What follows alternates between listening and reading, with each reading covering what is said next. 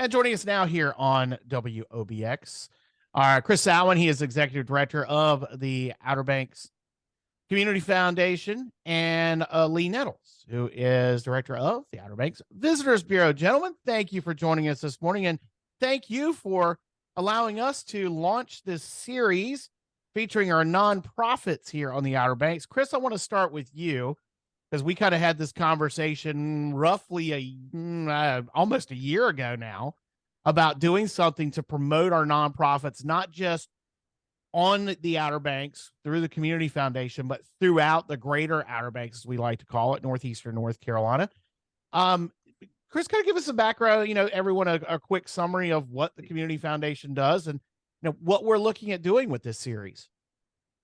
Absolutely. So just real quick, the establishment of WOBX as a different kind of news source, one that concentrates on business news, I think is a great development. And I think that was really what appealed to us when you reached out and suggested doing profiles of local nonprofits.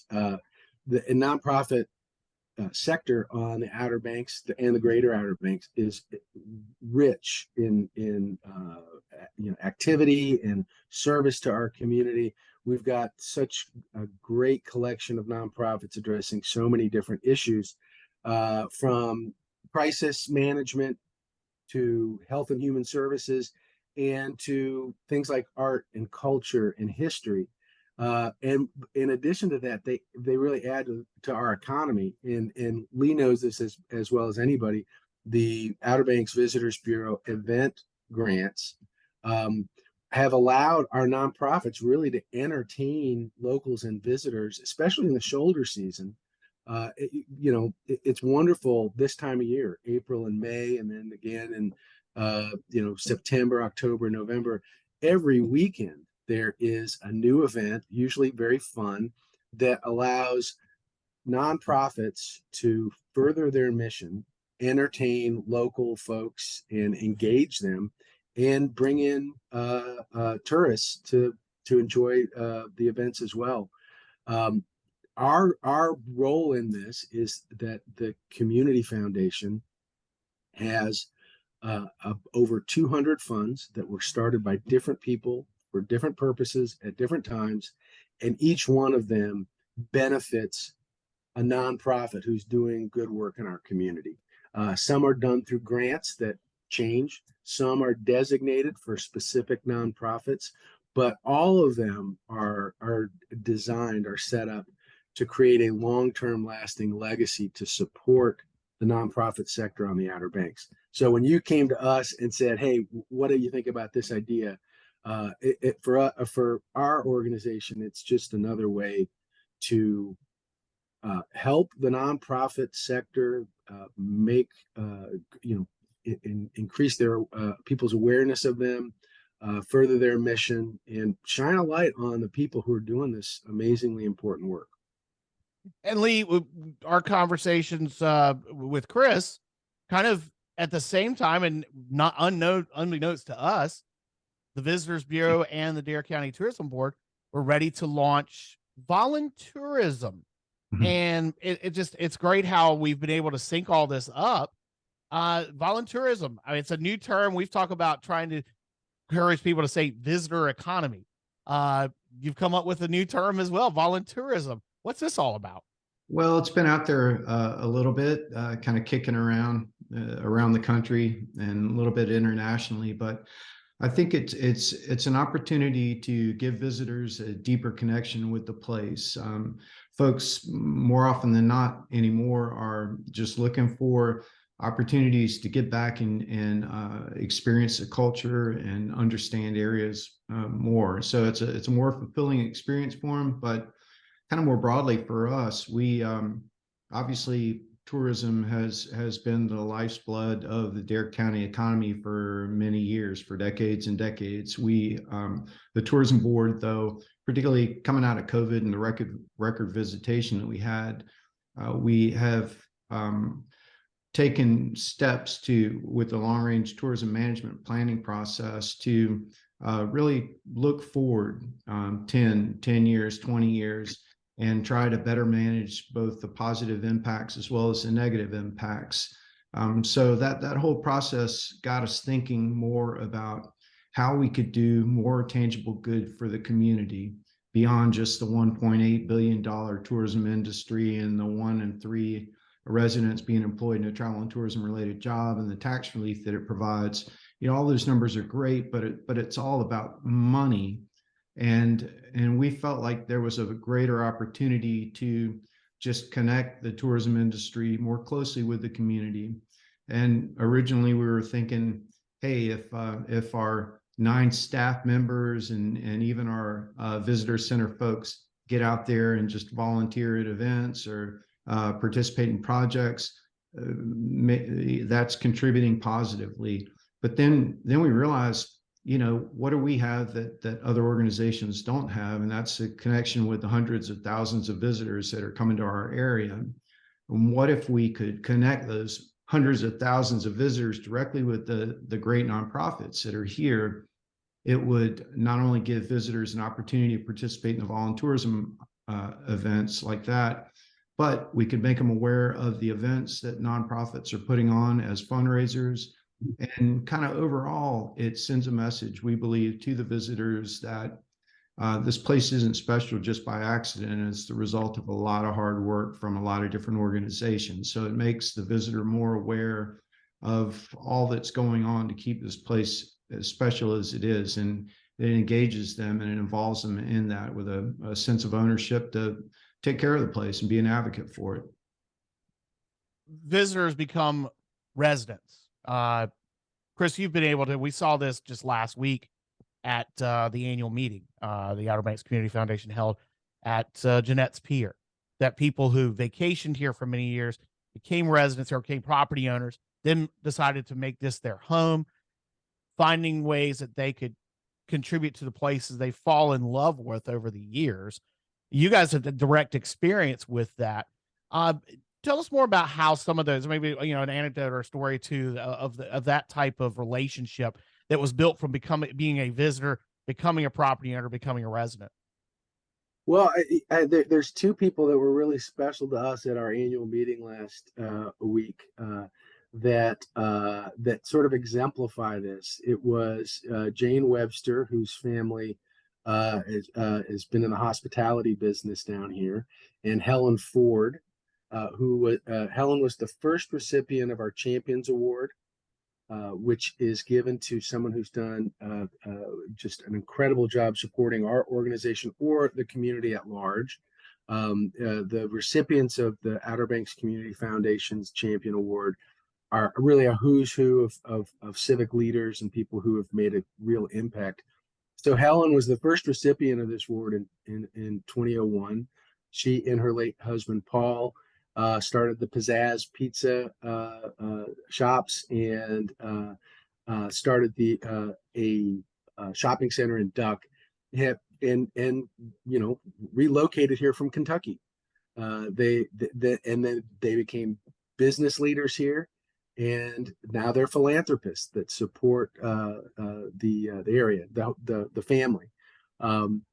And I think Jane's the same way. She and her husband Sterling started a hospitality business on the Outer Banks, and it's grown, and now it's their permanent home. And even I started my experience here on the Outer Banks as an 8-year-old kid, with my family visiting, and by the time I was 10, they had bought a hotel. And I think that's a story of so many people. You just ask, how did you get down here? And they started as visitors. And then their families came down every year, and it's just a great place to bring a family. It's a great place to raise a family, and that transition happens naturally for so many people. And Lee, people come to visit here for a week, a 2-week period, and one thing that seems to have increased over the years is the amount of people, again, who fall in love with us, who want to come back but want to continue to contribute down the road in making our community a better place. You guys now having a clearinghouse to be able to do that, to connect them with a local group that they can then feel like they have some ownership. Is that kind of what this, with the volunteerism effort by the Visitors Bureau, is that kind of what this is the road you're going down with it?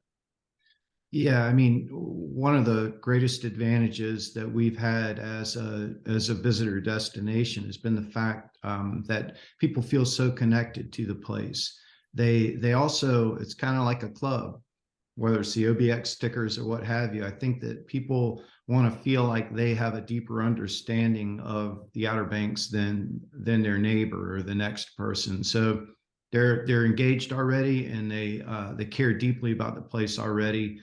So, you know, we've looked beyond just the marketing, and we're so excited to be partnering with the community foundation on this initiative.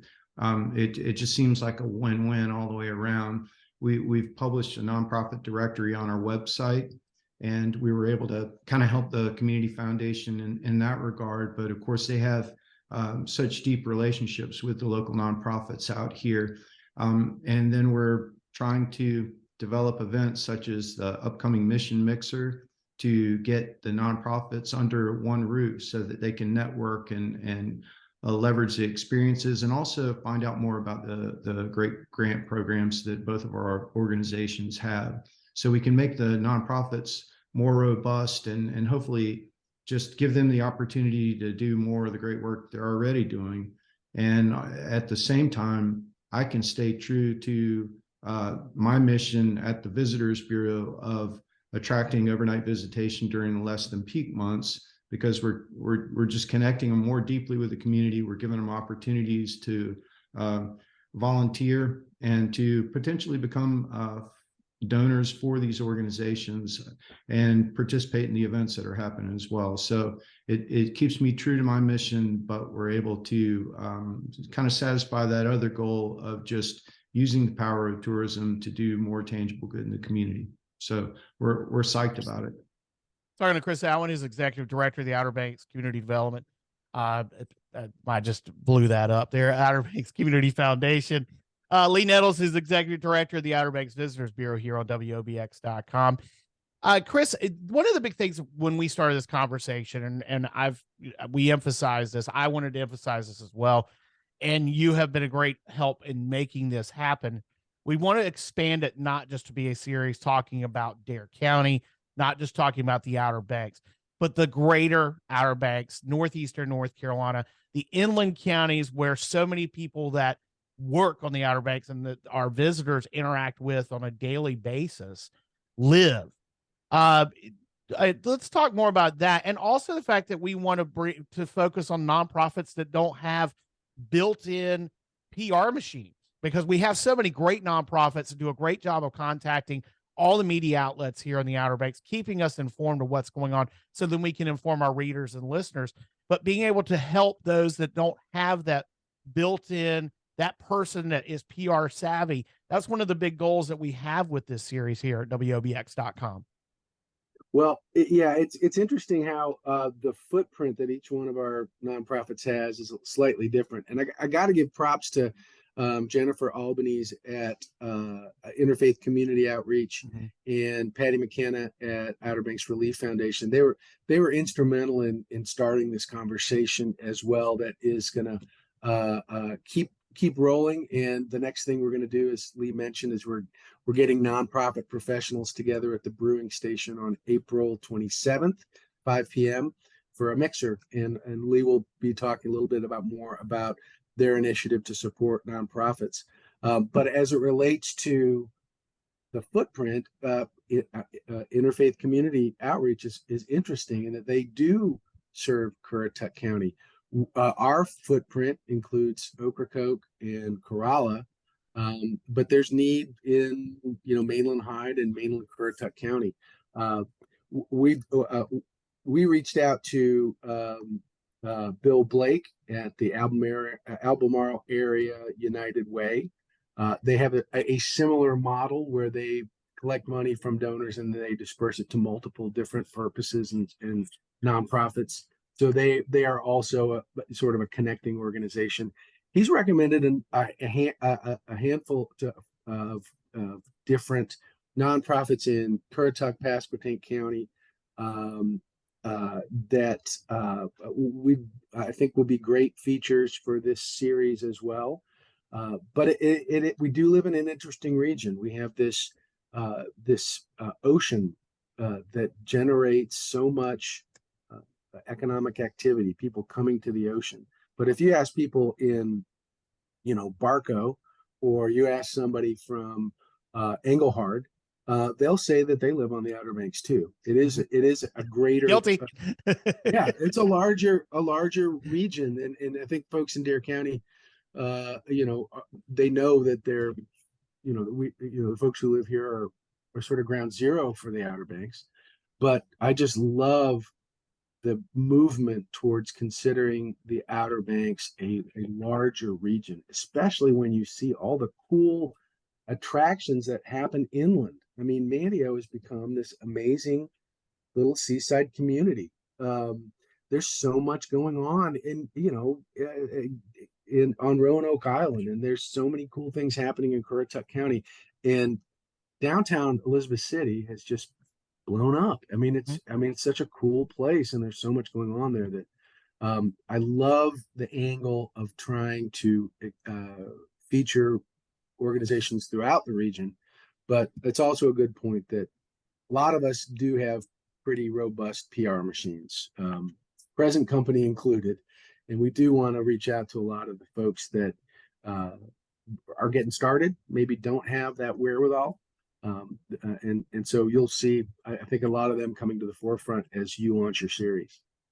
And Lee, the mission of the Outer Banks Visitors Bureau obviously is for promotion of the Outer Banks, the promotion, Dare County as the main focus. But at the same time, you're just back from the Visit NC conference in Asheville, where you guys are a model for the rest of the state to follow when it comes to a visitors bureau in terms of the initiatives that you launch and the way that you're able to capitalize on marketing and all the different things that are with the visitor economy and promotion of tourism around the state. You're able to share ideas with the other professionals around not just our region, but around the state. I'm sure that's one of these things that you guys are launching this. You're going to see people trying to copy this and how you can assist them to create similar initiatives throughout North Carolina and throughout, the tourism industry as a whole. Well, I'm particularly proud of this initiative, as you may have picked up on, and in my mind, all the better. The more communities that do this, the better off we are as a whole. And one of the things that you recognize real quickly living out here is that we're all connected. Our communities are connected. Just our existence out here is connected with nature in so many ways. So the tourism industry, the statewide tourism industry is really an extension of that. We're a family. I've worked with a lot of my counterparts for 25 years. It's a great place. We've developed cooperative partnerships a lot with Currituck. We work in a couple of different ways there. We have an Our State ad that we're partnering on in June, the special 90th anniversary issue. So be on the lookout for that. But we started working as a 6-county cooperative to promote the African American experience in Northeast North Carolina. And kind of to your point about how success expands and just takes on a life of its own. We've gone from 6 counties with that program now to 9, and we've gotten interest from other regions within the state. So, I think it's a great idea. We're very proud of it, and we hope that it just takes off across the country even. All right, well, we're going to wrap it up here. Chris, make sure you get everybody all the information about the Outer Banks Community Foundation, how folks can get in touch with you, how folks can contribute, and all the like. Well, the easiest way is just through our website. It's obcf.org. I do think that we're pretty easy to find on most social media platforms as well. But just again, to recap, our mission, the reason we exist, is for philanthropists to establish legacies to create funds that will help our community for generations. Our motto is tried and true. A lot of community foundations have it. We connect people who care with causes that matter. And in this region that we call home, there's so much need, but there's also so much generosity. And our best days are when we can put those two things together.